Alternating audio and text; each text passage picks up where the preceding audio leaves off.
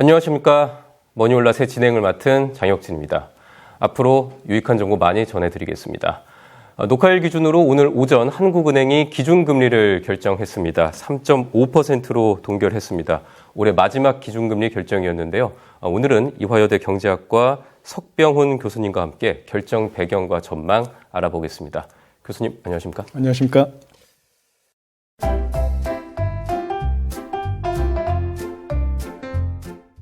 네, 7회 연속 동결 결정이었습니다. 사실 다 예상하고 있었던 결과였긴 한데 좀 올리지도 내리지도 못하는 상황 계속되고 있거든요. 교수님께서는 좀 어떻게 보셨습니까? 예, 저는 이번에 동결 결정은 합리적인 결정이었다고 생각을 하고 있습니다. 왜냐하면 많은 시청자분들께서는 물가 상승률이 다시 전년 동월 대비 3.8%로 최근에 뛰었는데 왜 기준금리를 인상하지 않느냐 이런 우려를 하시는 것으로 알고 있습니다. 하지만 우리가 중요한 것은 물가의 기조적인 흐름이거든요. 그래서 근원 소비자 물가지수 상승률 이런 거를 보고 물가의 기조적인 흐름을 볼 수가 있는데 근원 소비자 물가지수 상승률은 지속적으로 하락을 하고 있습니다. 그것은 지금의 기준금리 수준인 연 3.5%가 충분히 긴축적인 수준이라서 현 상황만 유지를 해도 물가는 추세적으로 떨어진다는 것이거든요. 그래서 저는 동결을 예상했고 그다음에 여기서 그러면 왜 추가적으로 인상을 하지 않느냐 이러면 물가가 떨어지는 속도가 빠릅니다. 기준금리를 지금 인상을 하게 되면요. 근데 문제는 내수 소비와 투자가 침체가 돼서 경기 침체의 위험성은 더 커지는 것입니다. 근데 지금 우리나라가 오늘 산업 생산, 그다음에 소매 판매, 설비 투자 이런 것들이 다 감소세로 전환되지 않았습니까? 10월 달에. 그래서 이런 식으로 경기 침체 위험성은 점점 커지기 때문에 물가가 떨어지는 속도를 지금보다 빠르게 하기 위해서 기준금리를 인상하는 경우 경기 침체 위험성을 키울 필요가 없다. 이렇게 보고 판단을 해서 동결 결정을 한 것으로 보이고 저도 동의하는 바입니다. 이번 결정문을 보면 사실 지난번 10월에 결정했을 때는 상당 기간 긴축 기조를 유지하겠다 이런 단어가 있었는데 이번엔 표현이 조금 바뀌었어요. 충분히 장기간 긴축을 유지하겠다 이렇게 바뀌었는데 이렇게 표현이 바뀐 좀 이유가 있다고 보십니까? 예, 그것은 최근에 국제 유가가 불안했고 농산물 가격이 불안해서 소비자 물가지수 상승률이 전년 동월 대비 3.8%로 튀었지 않습니까? 그런데 이게 여기서 끝나는 게 아니고요. 사실은 이게 근원 소비자 물가지수 상승률에 시차를 두고 영향을 미칩니다. 왜냐하면 에너지 가격이 상승을 하게 되면 결국은 전기요금, 가스요금도 시차를 두고 상승할 수밖에 없고요. 그다음에 농산물 가격이 일시적으로 이번에 상승을 했었는데 농산물 가격 역시 시간을 두고 가공식품 가격, 그다음에 외식비 이런 식으로 순차적으로 반영이 됩니다. 그러면 이것은 결국은 변동성이 큰 에너지와 식료품 가격을 제외한 근원 소비자 물가지수도 결국은 더 상승하게 만드는 것이거든요. 그렇기 때문에 이거를 충분히 2%대로 수렴하게 만들기 위해서는 지금 3.5%라는 기준금리를 유지하는 기간이 기존보다 더 길어질 수밖에 없는 것이죠. 예, 그래서 이런 표현으로 나왔다고 보고 있습니다.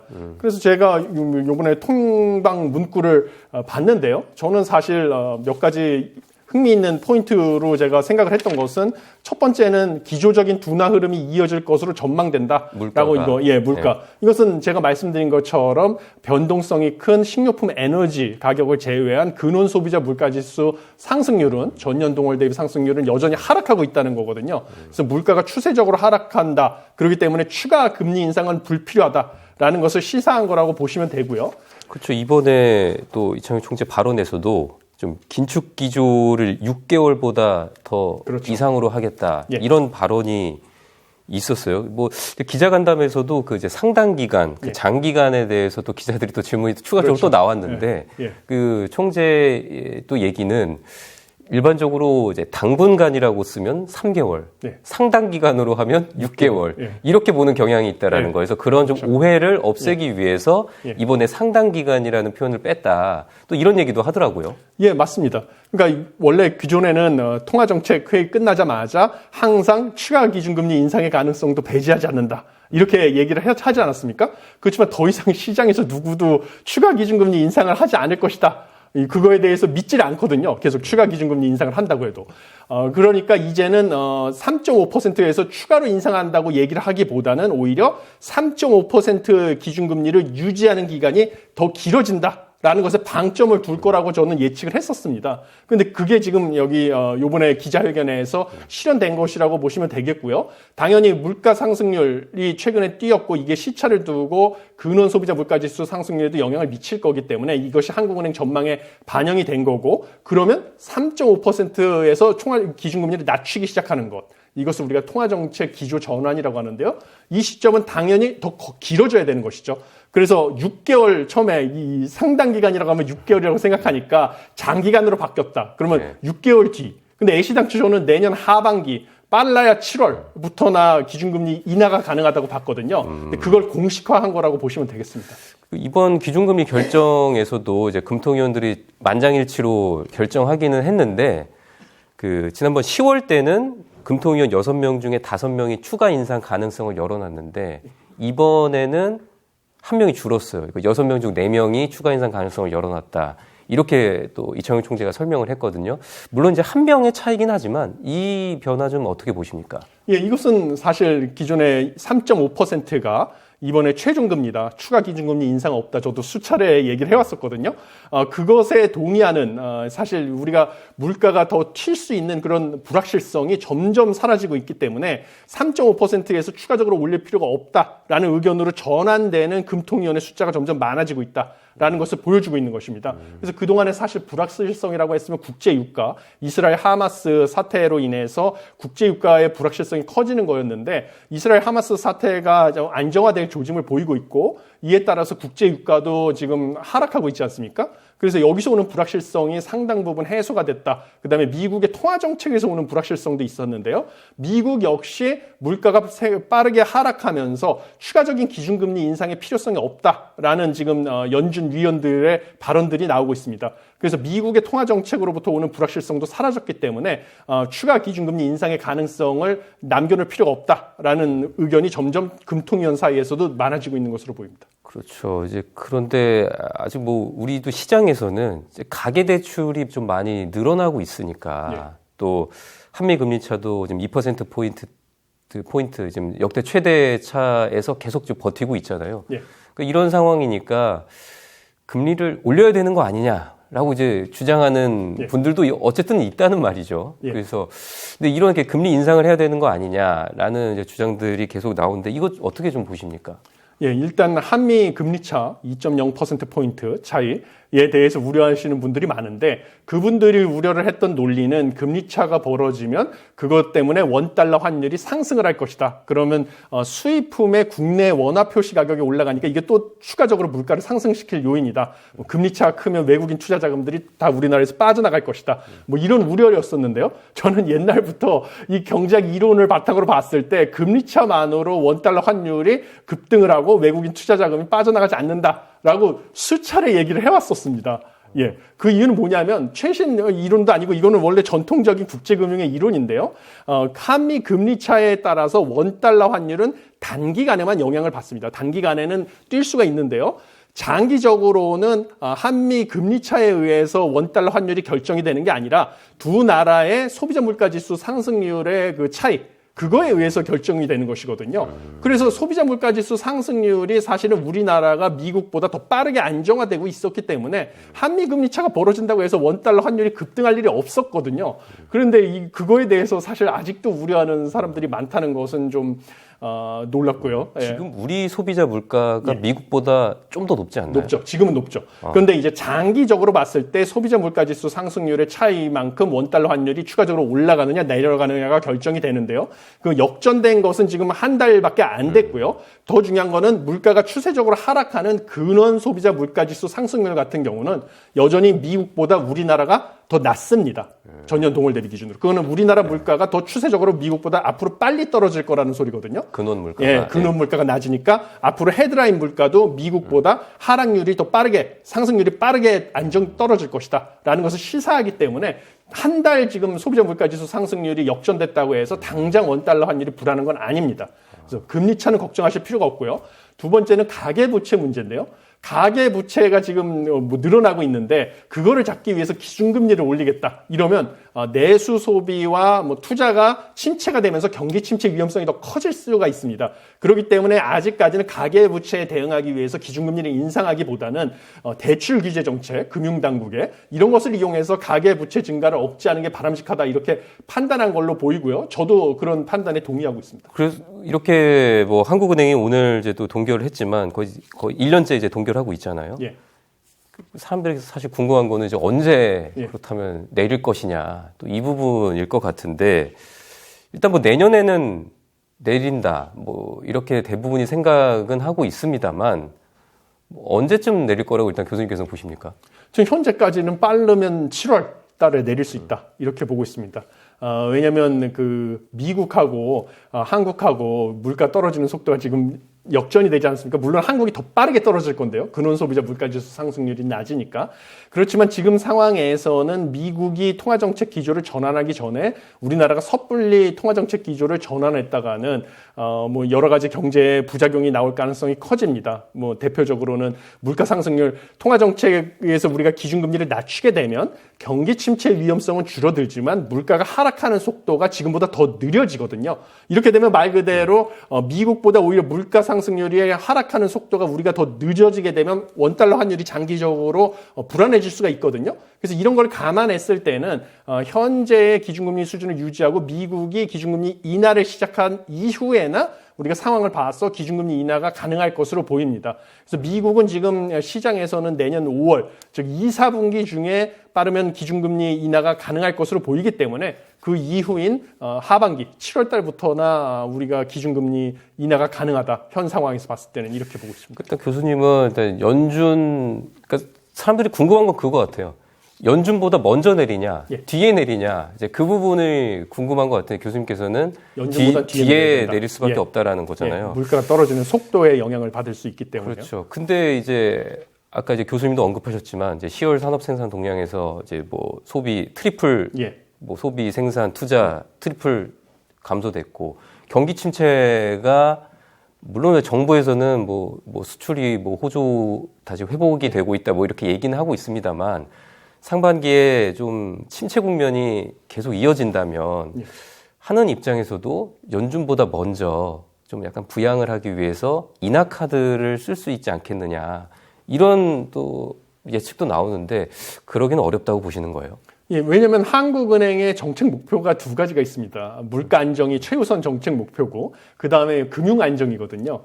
그래서 금융시장이 뭐 디폴트 레이트이 올라간다든지 연체율이 올라간다든지 이런 것을 또 면밀하게 관찰을 하고 그다음에 물가 상승률이 빠르게 하락하고 있는지 2%대로 수렴하고 있는 것인지 이런 것을 관찰을 하고 기준금리 결정을 하는 것이지 단순히 경기 침체 우려가 커진다고 해서 경기 부양을 위해서 기준금리를 한국은행이 인하할 것이라고 저는 믿고 있지 않습니다. 왜냐하면 이건 한국은행의 애시당초 정책 목표가 아니기 때문이죠. 뭐 기획재정부 같은 경우야 경기 부양의 중요성을 설파할 수 있겠지만요. 한국은행은 물가 안정과 금융 안정을 바탕으로 기준금리 결정을 하기 때문에 미국보다 경기 침체 우려가 우리가 커진다. 뭐 이런 것 때문에 기준금리를 인하해야 된다. 이런 주장에 저는 동의하지 않고 한국은행도 마찬가지로 생각할 것이라고 믿습니다. 그렇죠. 오늘 뭐 이창용 총재도 이게 뭐 경기 부양에 관한 또 질문이 나왔는데 이제 섣불리 경기를 부양하다 보면 부동산 가격만 올릴 그렇죠. 수 있다.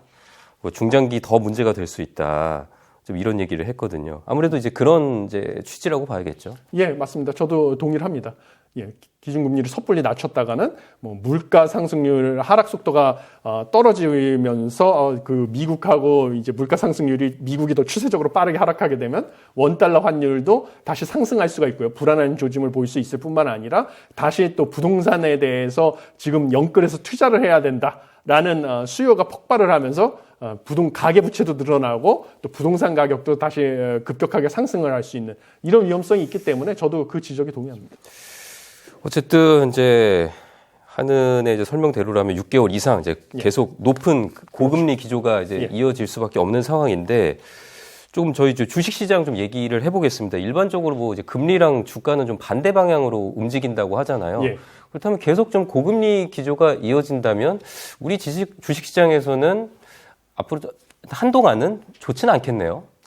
예, 그 주가 같은 경우는 여러 가지가 요인을 미칠 수가 있는데요. 세계 경제 전망, 우리나라 경제 같은 경우는 수출 의존도가 크기 때문에 예를 들면 대미 수출 비중이 점점 늘어나고 있는데 미국의 경제가 빠르게 회복을 한다든지 아니면 또 대중 수출 비중도 원래 컸는데 중국의 경제가 뭐 지금 경기 부양 정책의 효과로 빠르게 반등을 한다든지 이러면 수출과 관련된 그 회사들의 주가는 올라갈 수도 있는 것입니다.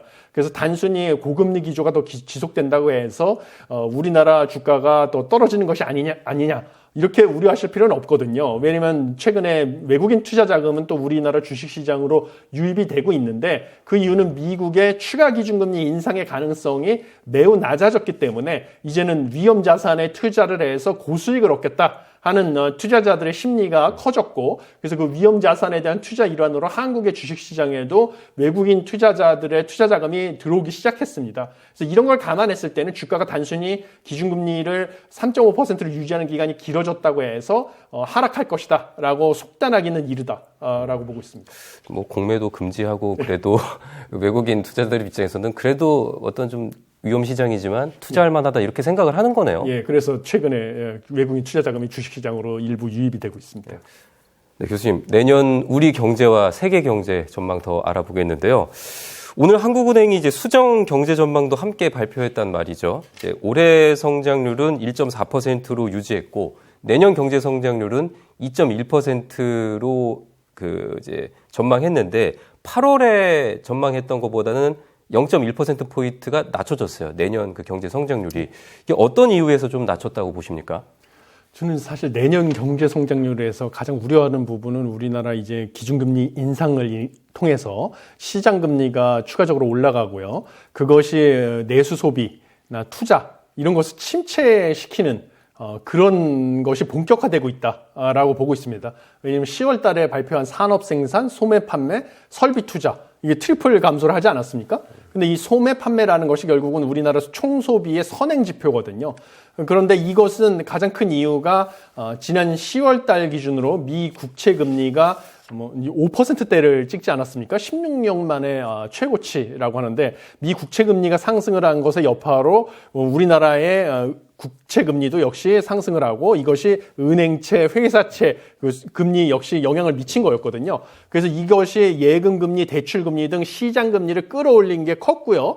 그것이 본격화돼서 대출 금리나 예금 금리가 올라갈 경우에는 소비자들 같은 경우에는 소비를 줄여서 저축을 늘린다든지 아니면 대출을 상환하게 되는 것이고 기업 역시 투자 자금을 갖다가 은행에서 대출을 받아서 조달을 해야 되는데 대출 금리가 상승을 하면 이 자금 조달 비용이 올라가니까 투자를 낮출 수밖에 없는 것이죠. 그래서 투자도 낮아지고 소비가 낮아지면 우리나라 국내 총생산이라는 것은 결국은 소비에다가 투자, 정부 지출, 그다음에 순수출을 더한 게 국내 총생산인데 소비도 부실하고 투자도 감소하기 시작하고 정부 같은 경우는 지금 사실 올해도 세수 결손이 많이 생겼고요. 여전히 물가가 안정되지 않은 상황에서 정부 지출을 큰 폭으로 늘릴 수가 없는 상황이거든요. 내년에도. 그러면 정부 지출도 늘리지 못하고 순수출 같은 경우는 우리의 주요 수출국인 중국 경기 그다음에 미국 경기 이런 데에 영향을 받는데 중국 경기 전망도 한국은행에서 이번에 얘기를 하기로는 내년 성장률이 4%대로 급격하게 반등을 하기를 것이라고 예측하기는 어려운 상황입니다. 그래서 소비 투자의 부진은 본격화될 것이고 여기에다가 순수출 역시 빠르게 회복하기는 어렵기 때문에 당연히 내년의 경제 성장률 전망을 이것을 반영해서 하향한 것으로 보입니다. 한은도 오늘 이제 내년 경제 성장률을 2.1%로 내리면서 내수 회복 모멘텀이 낮아져서 이렇게 하향 조정한다. 이런 설명이 있었거든요. 이제 10월 이제 소매 판매액 지수는 마이너스 0.8%인데 소비를 좀 걱정을 하시는 거죠? 예, 그렇습니다. 저도 지금 현재로서는 가장 걱정되는 부분은 소비라고 보시면 되겠습니다. 왜냐하면 순수출 같은 경우는 정말 회복 조짐이 점점 나타나고 있기 때문에 올해보다는 상황이 나아질 것으로 보이는데요, 내년에. 올해보다 내년에 상황이 더 안 좋아질 것으로 보이는 부분은 역시 소비하고 투자인데 그중에서도 소비 가 되겠습니다. 소비는 왜냐하면 지금 기준금리를 고금리 상황으로 오랫동안 유지를 했고 또 물가가 하락하는 속도는 예상보다 지금 느려진 것이 영향을 줘가지고요. 고물가, 고금리가 상당 기간 지속이 되면 결국은 소비자들 입장에서는 뭐 제품과 서비스 가격도 비싸니까 지갑을 닫게 되고 그다음에 원금과 이자 상환 부담도 예상보다 커졌기 때문에 그것도 역시 소비 지출을 줄이는 요인이 됩니다. 그래서 내수 소비 침체로 인해서 경기 침체 위험성은 커진다라는 부분 저도 동의합니다. 그러니까 사실 이제 연말인데도 그렇게 연말 같은 분위기가 좀 나지가 않는 것 같아요. 좀 많이 그래도 연말이면 연말 연초 되면은 돈도 좀 쓰고 그렇게 하는데 지금 뭐 소비자 심리 지수도 계속 이제 하락세고 100 이하더라고요. 100 이하라는 게 이제 그 낙관적으로 보지 않는다는 비관적으로 본다는 거잖아요. 좀 소비 심리가 굉장히 위축되는 상황인데, 근데 오늘 이제 이창용 총재 관련 발언 중에 제가 조금 이제 눈여겨봤던 거는 이 2%대 성장률로 내년에 이제 전망을 하지만 이게 꼭 국제적으로 봤을 때는 이제 꼭 나쁜 건 아니다. 또 이렇게 또 말씀을 하시더라고요. 이 2%대 성장률이 뭐 제가 알기로 정확하진 않습니다. OECD 기준으로 세계 내년 경제 평균 성장률이 한 2.7% 정도 되는 걸로 알고 있거든요. 그러면 그것을 기준으로 해서 그렇게 말씀을 하시는 건지, 이게 2% 성장대가 그래도 뭐 나쁘지 않은 성장률이라고 볼 수 있는 여지가 있습니까? 저는 그 부분은 동의하지 못하는 입장입니다. 왜냐하면 이창용 총재가 그렇게 얘기한 것은 제가 보기에는 주요 선진국들, 우리나라도 이제 선진국으로 분류가 되기 때문에요. 선진국들의 경제 성장률과 비교해 봤을 때 우리가 2% 성장률이라는 것은 결코 낮은 것은 아닌 것이다. 이렇게 말씀을 한 것 같은데 그것은 뭐 맞습니다. 맞는데 중요한 것은 무엇이냐면 선진국들도 기술 수준도 다르고 소득 수준이 다르기 때문에 단순히 우리가 미국보다 성장률이 높다라고 해서 우리가 더 잘하고 있다. 이렇게 주장할 수는 없는 것입니다. 왜냐하면 우리가 미국보다 GDP도 낮은 상황이고요. 그다음에 기술 수준도 낮은 상황이면 원래 성장률은 더 높아야 된다는 게 경제 성장 이론에서 기본이거든요. 그래서 주요 선진국과 비교해 봤을 때 2% 성장률이라는 것이 우리가 높은 거니까 좋다라고 안심하기에는 틀렸다라고 저는 보고요. 가장 중요한 건 뭐냐면 우리의 성장률이 우리의 잠재 성장률과 비교해 봤을 때 어떻게 되느냐. 이것이 중요합니다. 그러니까 무엇이냐면 우리나라의 잠재 성장률이라는 것은 물가 상승을 유발하지 않고 우리의 노동이라든지 자본, 모든 생산 요소를 투입해서 얻을 수 있는 성장률이거든요. 그래서 우리나라의 그 경제 성장에 대한 이런 체력, 경제에 대한 체력을 나타내는 건데 이 잠재 성장률이 2%, 한국은행에서 가장 최근에 추정한 거는 2%고 뭐 국회 예산정책처에서는 2.2%로 추정을 하고 있습니다. 그래서 2에서 2.2%, 2% 초반대인데요. 한국은행에서 내년의 경제 전망을 2.1%라고 했고요. 뭐 기관마다 약간씩 차이는 있지만 국회 예산정책처는 그보다 조금 더 낮게 2.0%로 전망을 했습니다. 그러면 이것이 결국은 잠재 성장률에 못 미칠 수도 있다, 내년에도. 라는 것이거든요. 그러면 경제학에서 잠재 성장률보다 지금의 성장률이 낮은 것은 경기 침체 내지 경기 둔화라고 정의를 하고요. 물론 잠재 성장률 2%로 봤을 때 올해 1.4보다 내년에 2.0이나 2.1은 나아진 거는 맞는데요. 여전히 경기 침체나 둔화인 것은 맞기 때문에 우리나라가 선방을 했다. 이렇게 만족을 하기에는 부족하다. 이렇게 보고 있습니다. 잠재 성장률 기준이 2%니까 2%보다는 높아야지만 경기 침체는 아니다라고 볼 수 있는데 지금 2.1이지만 또 앞으로 상황에 따라서 수정 경제 전망에서 더 낮아질 가능성이 충분히 있지 않습니까? 그런 걸 감안했을 때는 내년에도 잠재 성장률 수준에 못 미칠 가능성이 저는 크다고 보고요. 그래서 그거는 경기 침체 내지 둔화다. 그래서 우리가 만족할 만한 성적표는 아니다라는 것은 분명합니다. 네. 그 물가 얘기해 볼게요. 이제 올해 물가는 이제 3.6%, 또 내년 물가는 2.6%로 조금씩 올렸는데 우리 지금 물가의 가장 좀 위협적인 요소는 뭐라고 봐야 되겠습니까? 좀 대외 악재라고 봐야 되겠습니까? 그렇죠. 가장 위협적인 요소는 아무래도 국제 유가가 되겠습니다. 최근에 우리가 물가 상승률이 미국보다도 많이 뛴 이유는 사실 국제 유가가 상승을 했었기 때문이거든요. 왜냐하면 우리는 에너지를 전량 수입하는 나라이기 때문에 국제 유가의 영향을 더 크게 받는데 미국 같은 경우는 산유국입니다. 그렇기 때문에 우리나라보다는 국제 유가 상승에 대한 타격이 적은 편이고요. 그래서 우리나라의 그 물가의 가장 큰 불안 요소는 여전히 국제 유가. 그 다음에 불안 요소를 따진다고 하면 그것은 농산물 가격이죠. 왜냐하면 농산물 가격은 지금 기후 변화 요인으로 인해서 이상 기온으로 인해서 점점 농산물의 생산량이 예상보다 낮아지고 이것이 농산물 가격을 상승시키는 요인이 되는데 이 기후 변화도 뭐 하루 이틀에 해결될 게 아니지 않습니까? 그래서 이 두 가지, 국제 유가가 제일 변수가 될 것이고 그 다음은 농산물 가격이다. 이렇게 보고 있습니다. 빨리 좀 물가가 잡히려면 좀 중동 정세도 안정화되고 또 미국 달러 가치도 좀 너무 또 오르면 안 되고 좀 그런 점들이 중요하겠네요.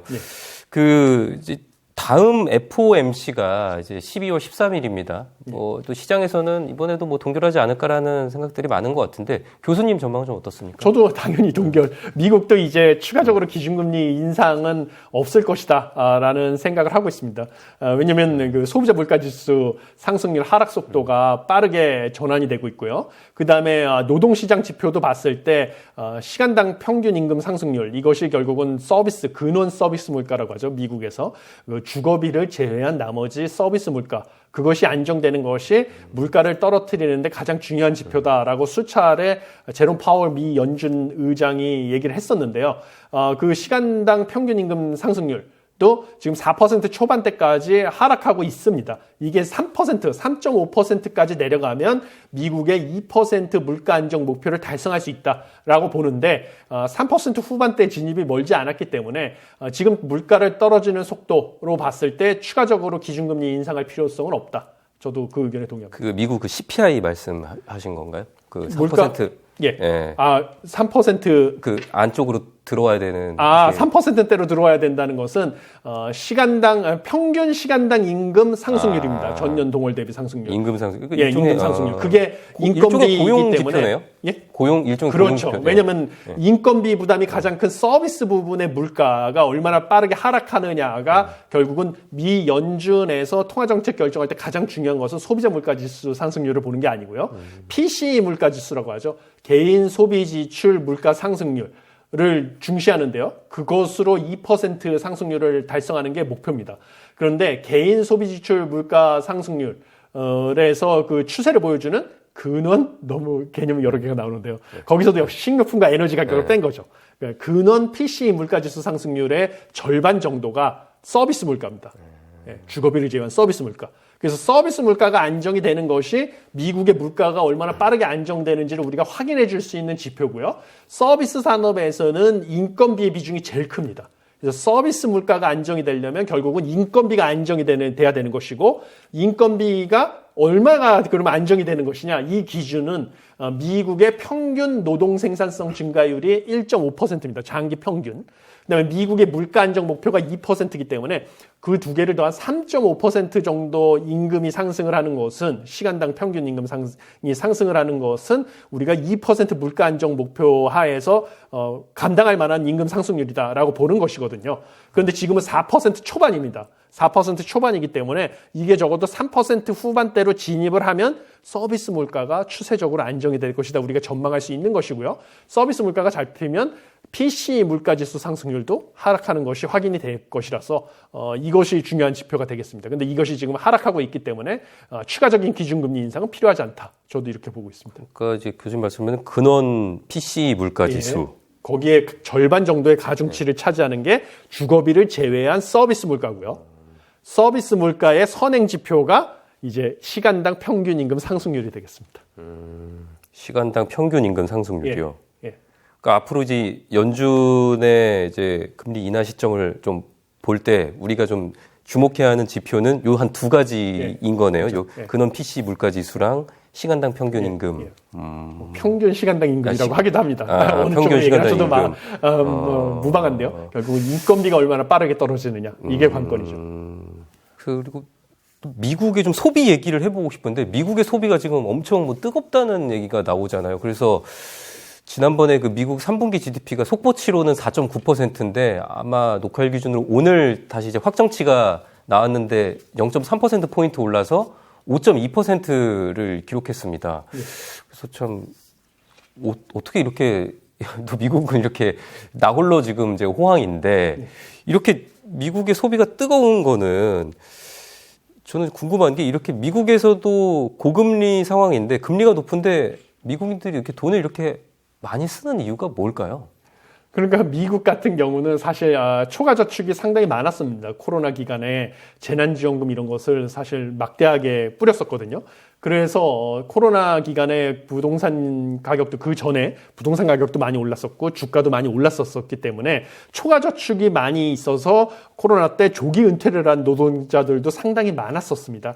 그 초과 저축이 많은 상황에서 기준금리를 인상을 하니까 그 이자 소득이 증가를 하는 것이죠. 예를 들면 기준금리를 인상하는. 그래서 경제학에서 최신 연구 결과에 따르면 미국이 국가 부채가 막대한 수준이지 않습니까? 국가 부채가 막대하다는 것은 사실은 적자 국채를 많이 발행을 한 것이고 미국의 많은 소비자들이 자신이 간접적으로 미 국채에 투자를 많이 했습니다. 그래서 미국의 우리나라 퇴직연금 같이 은퇴 자금에도 일정 부분을 포트폴리오를 미 국채를 보유하고 있는데 미 연준에서 기준금리를 인상을 하니까 국채 수익률도 따라서 올라가서 미 국채를 보유하고 있는 다수의 가계들 입장에서는 이자 소득이 증가한 것이다. 그리고 심지어 재난지원금도 많이 줬기 때문에 초과 저축이 많은데 이자율이 상승하니까 이자 소득이 증가를 했었던 것이거든요. 상당 부분. 그래서 그것들을 갖다가 지금 소비가 탄탄하게 미국의 내수 소비를 탄탄하게 받쳐준 경향이 있었고요.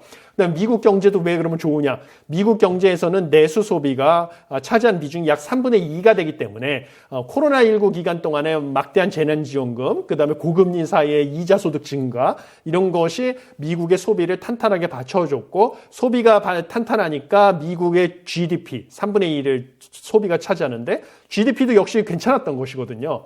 그렇지만 이것을 앞으로도 지속될 것이냐라고 보면 저는 그렇게 생각하지 않습니다. 왜냐하면 미국에도 여러 보고서에 따르면 이 초과 저축, 코로나19 기간 때 가지고 있었던 초과 저축은 많이 소진을 했다. 많이 소진이 됐다라는 지표들이 나오고 있거든요. 그래서 초과 저축이 소진이 되니까 이제 은퇴를 했던 노동자들도 노동시장에 복귀하기 시작을 하는 것이죠. 그래서 고금리 상황 하에서 초과 저축이 소진이 되면 미국의 소비 지출도 줄어들 것이고 그러면 본격적으로 경기가 둔화되면서 물가도 빠르게 떨어질 것이라는 것을 다수의 전망이고 저도 그렇게 전망을 하고 있고요. 미국의 소비에 대해서는 사실은 소비의 선행 지표를 보시면요. 이게 바로 소매 판매입니다.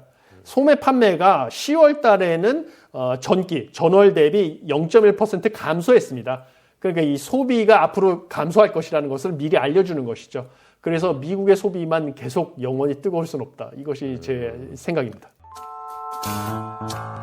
지금 타이밍이 부적절한 거죠. 왜냐하면 지금 누가 봐도 대출금리가 고점에 근접한 상황이거든요. 앞으로 대출금리가 내려갈 일만 남았는데 만약에 주택담보대출 대부분 장기 대출을 받게 되면 3년 이내에 상환을 할 경우에는 중도상환 수수료를 부담하게 돼 있습니다.